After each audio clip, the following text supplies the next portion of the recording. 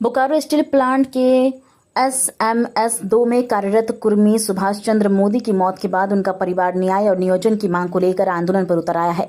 पिछले 5 दिनों से मृतक का शव BGH के मर्चरी में रखा हुआ है, जबकि बुधवार को मृतक की पत्नी, बेटी और अन्य परिजन ADM बिल्डिंग के समक्ष भूख हड़ताल पर बैठ गए।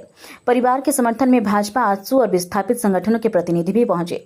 भाजपा नेत्री एंजेला सिंह ने आरोप लगाया कि BCCL प्रबंधन नौकरी देने में टालमटोल कर रहा है और मजदूर यूनियन भी इस कठिन समय में परिवार के साथ खड़ी नहीं है।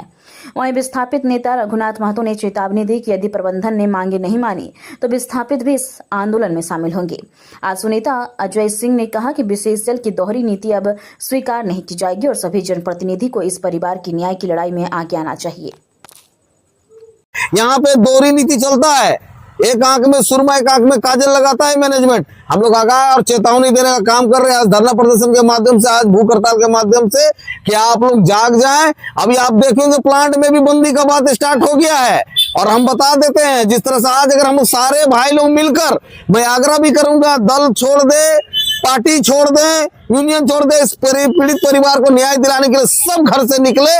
और हम बता रहे कल के बाद यहाँ का आबो हवा चेंज हो जाएगा। और हम लोग बोल देना चाहते हैं, जिस तरह से प्रेम महतो जी के शहादत में हम लोगों ने जिस तरह से बढ़ चढ़ के हिस्सा लिया था, पूरे विस्थापित नौजवान, एक घर घर का नौजवान यहाँ से निकलेगा और आपके सारे गेट को जाम कर देगा। उसके लिए भी हम लोग तैयारी कर रहे हैं। नहीं तो आपको समय रहते इस परिवार को नियोजन दे दे। हम अपना यहाँ के विस्थापितों ने अपना सर्वोच्च लुटा दिया, जमीन दे दिया, घर दे दिया, बाड़ी दे दिया, मंदिर मस्जिद तक दे दिया जी, साहब इस प्लांट को अपने छाती में बनाने के लिए। आज उस परिवार का एक बेटा मर गया तो उसके इनाम के रूप में उसको आज धरना प्रदर्शन करना पड़ रहा है, भूख हड़ताल करना पड़ रहा है।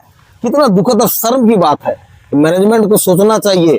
इससे तो अच्छा अंग्रेज हुकूमत था, लेकिन अंग्रेज हुकूमत को भी ये फेल कर दिया है, जिस तरह से तानाशाही चल रहा है। लेकिन तक की प्लांट में जब वहां पर गिर गए, ब्रेन हेमरेज हुआ, तो वहां से लोग लेकर के आया BGH में, तो वहां भी आपका रिकॉर्ड में है इसका कैसे मौत हुआ है। और जब मौत हो गया है तो इसको आनाकानी करने का क्या मतलब बनता है? आनाकानी करने का मतलब ये साफ दिखाई पड़ रहा है कि एक विस्थापित का बेटा है और विस्थापित का बेटा के चलते इसको भेदभाव किया जा रहा है। नहीं तो एक सेंट्रल केस में आज इतिहास उठा के देख ले, क्या नौकरी नहीं दिया है? क्या नौकरी तो इससे पहले दिया है और आज भी देना चाहिए। लेकिन अगर मैं ये उनके समर्थन में आया हूं तो मैं ये चेतावनी देना चाहता हूं प्रबंधन को, ये पूरा सिस्टम बदले। अनुकंपा पर जिस तरह से चल रहा था नौकरी देने का, आज भी इनको नौकरी देना होगा, अन्यथा हम लोग लड़ने के लिए यहाँ बैठे हुए हैं।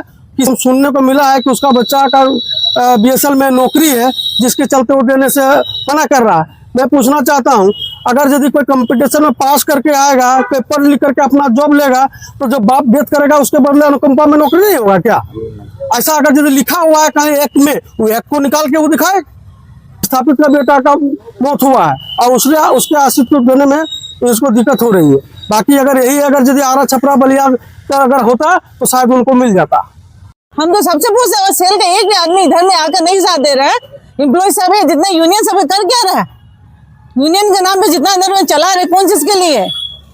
SMS2 में जितना लोग को बंद कर देते, 1-2 दिन में नौकरी मिल जाता। अभी तक एक भी नौकरी तो एक आदमी नहीं आया पूछने। बोले उसका बेटा का नौकरी है, उसका बेटा का अपने बल पे लिए, उसमें भी उसको दिक्कत है।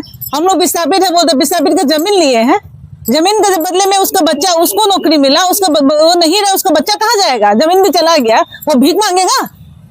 उसका बेटा को 12,000 नौकरी है, वो घर संभाल लेगा?